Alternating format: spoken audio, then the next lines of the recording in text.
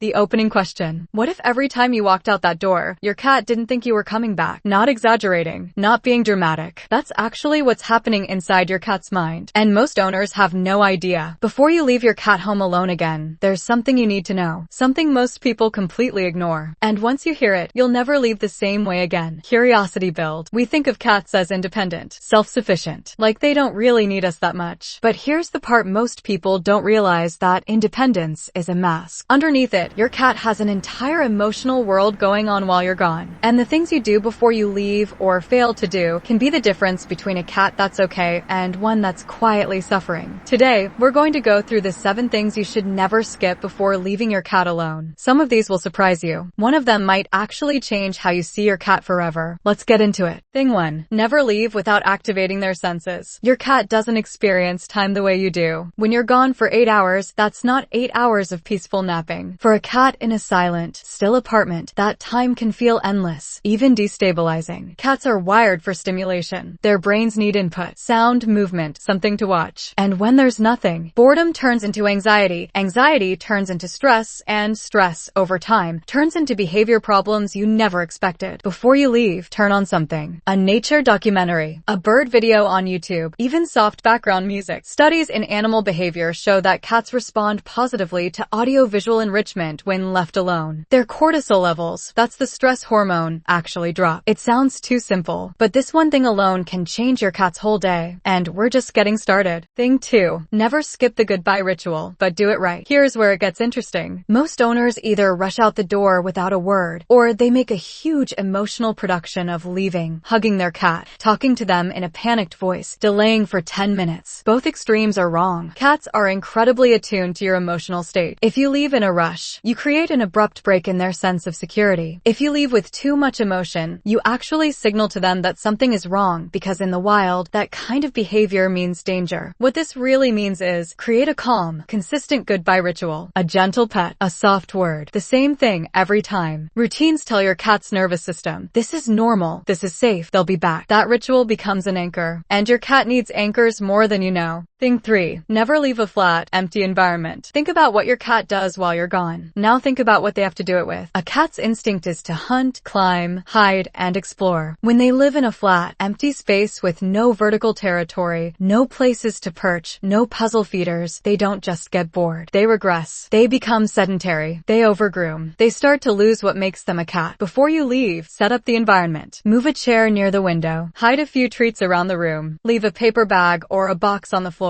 These things cost nothing, but to your cat, they're a whole world to discover. And here's something that'll stick with you. When a cat has something to do, they don't count the hours until you come back. They live in the moment. That's the gift you can give them. But wait, point 4 is the one most people never even think about. And it's about something invisible. Thing 4. Never underestimate the power of your scent. You leave the house, but part of you stays behind, and your cat knows it. Cats have a sense of smell that's 14 times more powerful than ours. And they use scent to map their world, track safety, and feel connected to the beings they love. When you're gone, your scent is your presence. Before you leave, give your cat something with your smell on it. A worn t-shirt, a pillowcase you've slept on. Leave it in their favorite sleeping spot. Research on feline stress shows that familiar human scent significantly reduces anxiety markers in cats left alone. Your smell tells them, you are here. You'll be here again. You haven't disappeared. It's not just comfort, it's communication. And it works. By the way, if you're realizing you've been leaving your cat without doing any of these things, you're not alone. Most people are. That's exactly why this video exists. If it's already changing the way you think about your cat, go ahead and hit like. It helps more cat owners find this. Okay, back to it. Because point 5 is one that could actually affect your cat's health. Thing 5. Never leave without checking the hidden stress signals. Here's something that changes everything. Cats hide their distress brilliantly. It's a survival instinct. In the wild, showing weakness attracts predators. So your cat has learned to look fine even when they're not. Before you leave, take 60 seconds. Look at your cat's ears. Are they slightly flattened? Is their tail low or tucked? Are they hiding more than usual? Eating less? These are whisper quiet signals that something is off. If you notice these signs and keep leaving without addressing them, the stress compounds. It builds quietly, invisibly, until it shows up as illness, aggression, or destructive behavior. 60 seconds before you leave can catch something that would take months to undo. Pay attention. Your cat is always talking. Most people just aren't listening.